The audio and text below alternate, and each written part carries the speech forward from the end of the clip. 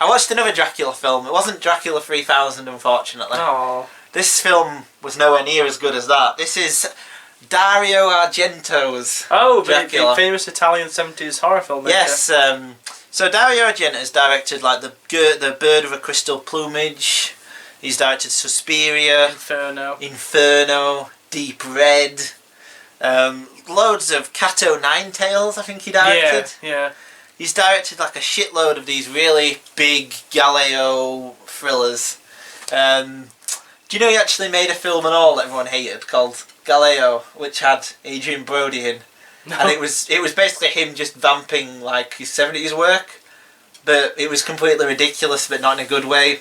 And everyone just said it was like a sad old man. It's like, you know, if you see those bands and they're all in their 80s playing the hits they had when they were 20s, and it's just wrong somehow. Oh, no. It's like that. Like it's the ridiculous twists, but the fun's gone, and they aren't as original as they were.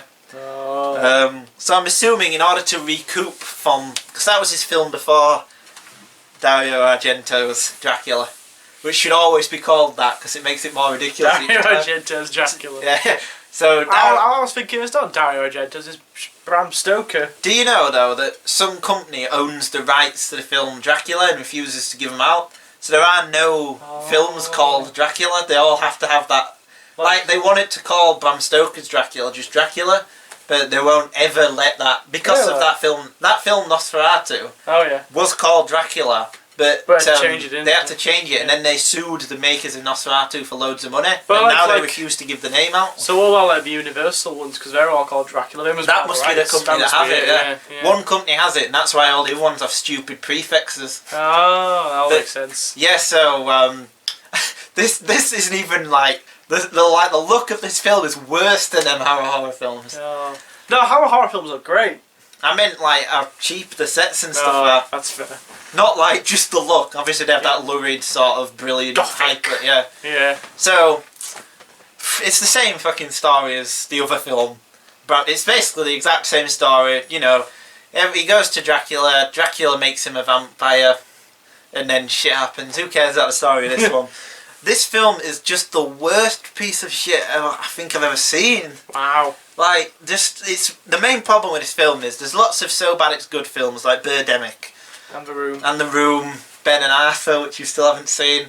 So The Apple, yeah. Where they're so ridiculous, it's just like, whoa. This film is just boring most of the time. Like, I didn't watch Dungeons all and Dragons. Of it. Yes, I didn't watch all of it because I think that's some kind of cruel and unusual punishment. Yeah.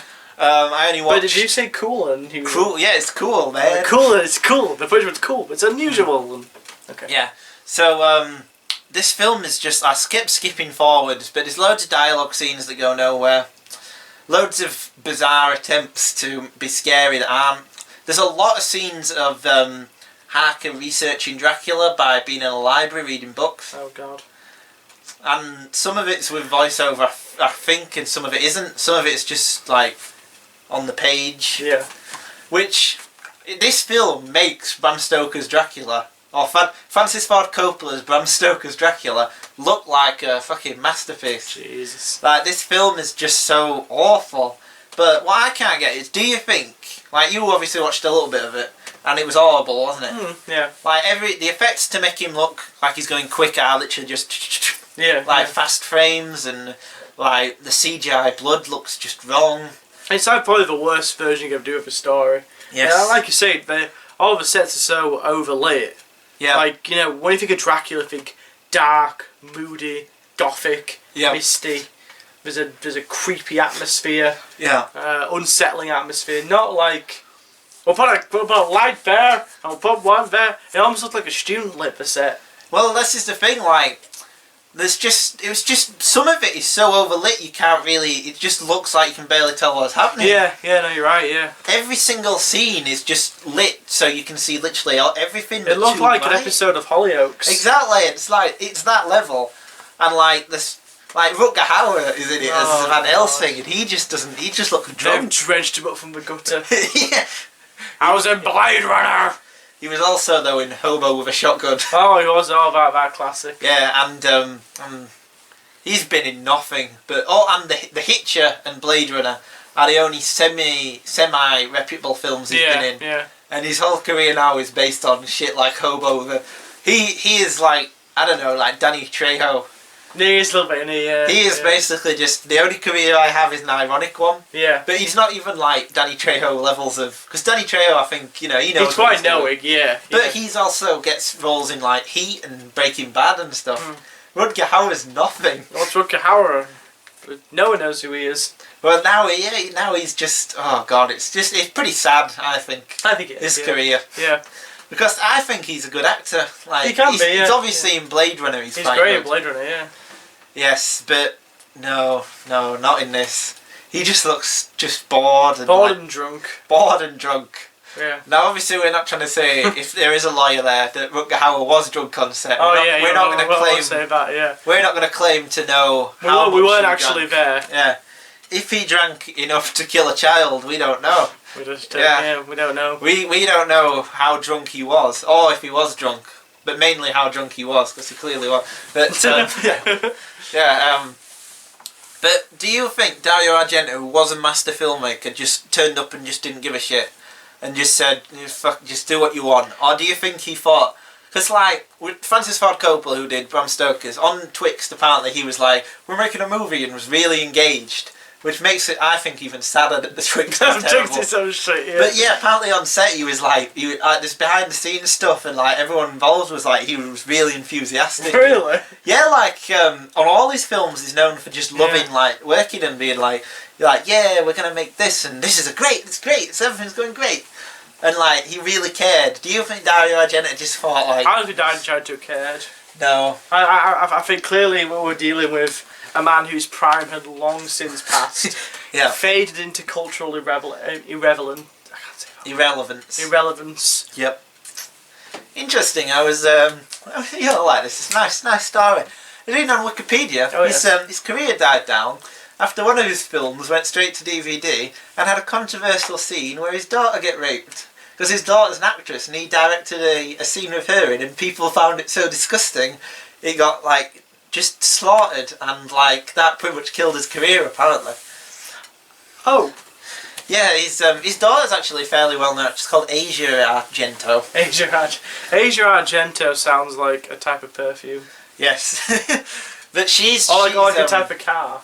She's a film director and actress as well. Oh, she's been in shit like the last 20 films of Dario Argento. Oh, okay. Argento. Okay. But yeah, he's just like, his films were always like crap. Well, they were trash. Crap. Yeah, they were trash ultimately.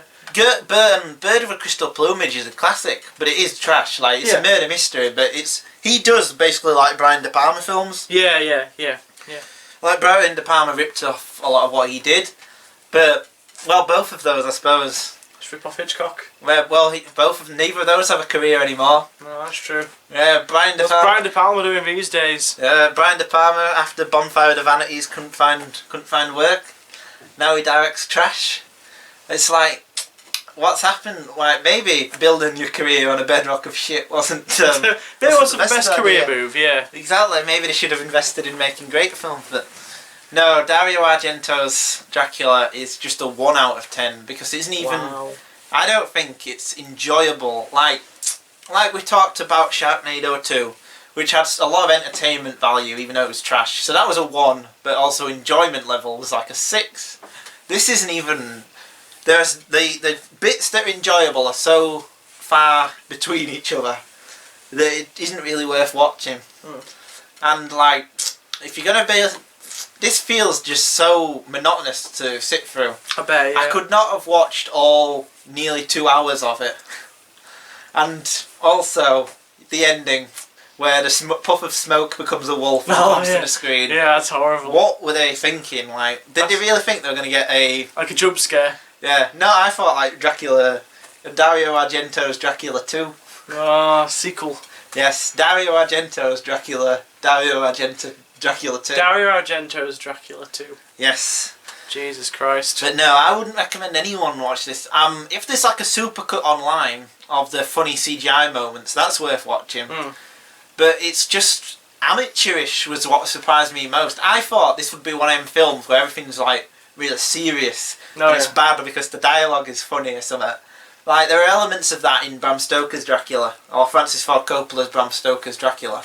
There are elements where that is so ridiculous it's funny, but it's always well shot and stuff. This film is just, like, I don't know, it looks like a bunch of people, like, found a set and thought, we'll make Dracula. My brother rents out a room in this vaguely rich-looking mansion. Yes. Oh, my cousin Bob has got a set of lights we could use from his former career as a photographer.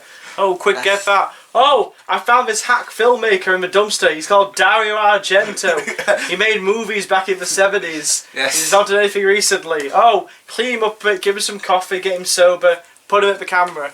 Yes. Alright, that was the impression I got. What else was I going to say? And there are, I suppose, the funniest moments though are the acting of the guy playing Jonathan Harker. He is just the worst. He is really bad. Like, he can't deliver lines. The French captain from King Kong. That's he Dracula. Plays Dracula. That's Dracula, isn't it? Yeah. Do you think? Because do you know he was originally Liam Neeson's stunt double, and then he got cast in King Kong. Do you think they wanted Liam Neeson? Yeah. And then they had to go for Liam Neeson's look-alike from King Kong. Yeah. He is awful in this. He's really bad. But I don't. You see, even this is frustrating. Like, do you think anyone could have directed them to good? It's obvious Dario Argento doesn't give a shit, as you say. Yeah. So he probably didn't care what the acting was like. No, as long as they made him a quick buck to. Yeah. I mean, fucking hell. I mean, also, if anyone has seen the whole film, is there a scene where Dracula turns into a praying mantis? Because I was just flicking through it on Netflix, pausing and playing the best looking bits after giving it about 15 minutes and it won't go anywhere. Is there a bit where he turns into a praying mantis? That's what we're curious about. That's what we're curious about. But Dracula, Dario Argento's Dracula. A Dario Argento production, directed and written by Dario Argento. Never say Dario Argento ever again. That's what I'm trying to do. Exercise the. It's a 1 out of 10.